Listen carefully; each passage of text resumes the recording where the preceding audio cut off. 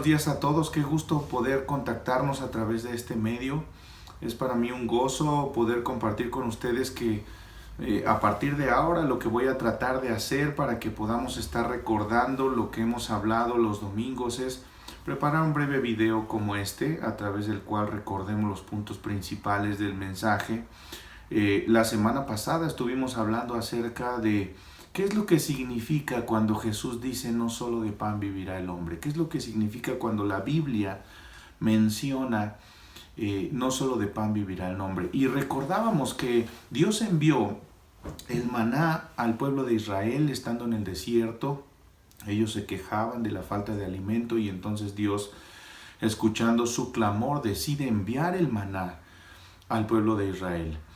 Pero les dio una instrucción muy específica. Y la instrucción era, recojan solamente lo que necesitan para cada día. Pero ¿qué fue lo que hizo el pueblo de Israel? Recogió más. ¿Por qué razón? Porque dudaban. El maná era la forma como Dios estaba queriendo probar si el pueblo le creía y confiaba en Dios.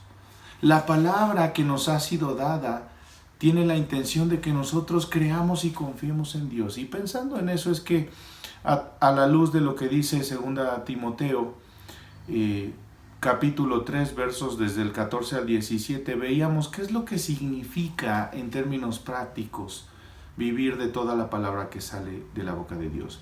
Y decíamos en primer lugar que lo primero que significa es que la palabra de Dios es la autoridad suprema entre nosotros. Eso significa que ella es la que rige nuestra conducta. En primer lugar, en el hogar. Cómo nos tratamos como esposos, cómo tratamos a nuestros hijos, cómo los educamos, qué cosas hacemos, qué no hacemos, cómo hablamos, cómo tratamos a los vecinos, etcétera, etcétera. La palabra es central en ese aspecto en nuestros hogares. Pero también decíamos que la palabra es central en la iglesia. Y esto implica que si la palabra no es lo que se está predicando en la iglesia, entonces estamos muy equivocados. ¿Qué puede pasar? Que de pronto alguien introduzca en la iglesia una corriente que no es bíblica.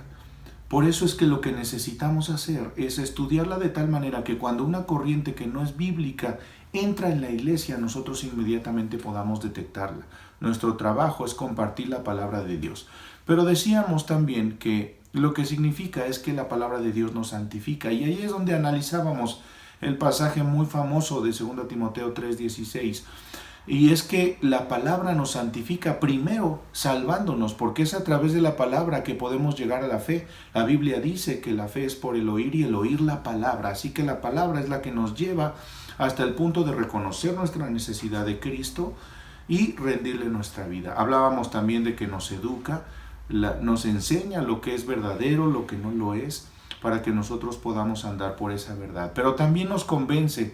Otras versiones de la Biblia traducen convencer como redarguir, nos hacen darnos cuenta de lo que está mal en nuestra vida y entonces eso nos pone en posición de venir delante de Dios y abrir nuestro corazón. Pero nos corrige, porque hay veces que estamos equivocados, que vamos por la senda que no trazó el Señor. ¿Y qué hace Dios? Nos jala, su palabra nos jala de vuelta al camino, nos instruye.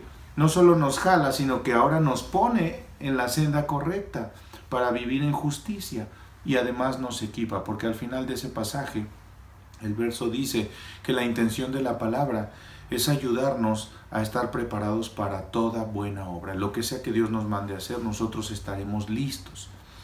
Eso implica también que la palabra de Dios es suficiente. No necesitamos absolutamente nada más. Y esa era la razón de ser del maná, que el pueblo supiera que si tienes a Dios, no necesitas nada más. Si tienes la palabra de Dios, no necesitas nada más. ¿Qué tenemos que hacer entonces? Confiar en la palabra, creerle a Dios, creer todo lo que dice ella. Y hacíamos referencia a aquel salmo que habla de que la palabra es más preciosa que el oro y que es más dulce que la miel. Necesitamos atesorar la palabra como ese gran tesoro de oro, mejor que el oro, y necesitamos disfrutarla y saborearla porque es más dulce que la miel. Y finalmente hablábamos de que la palabra entonces es satisfactoria para nosotros, nos satisface. No hay nada en nuestra vida que no satisfaga la palabra de Dios y entonces podemos deleitarnos. deleitarnos de pasar tiempo a solas con Dios, deleitarnos de pasar tiempo leyendo y estudiando y meditando en su palabra, para que entonces a través de ella el Señor haga de nosotros los hombres y mujeres que Él quiere que seamos. Este es un muy breve repaso de todo lo que hablamos el domingo, y es mi anhelo que ustedes puedan guardarlo en su corazón y aprovechar este video y esta reflexión para recordar lo que vimos en la semana, y que eso pueda estar en nuestra mente y en nuestro corazón día tras día, y de esa manera podamos seguir creciendo.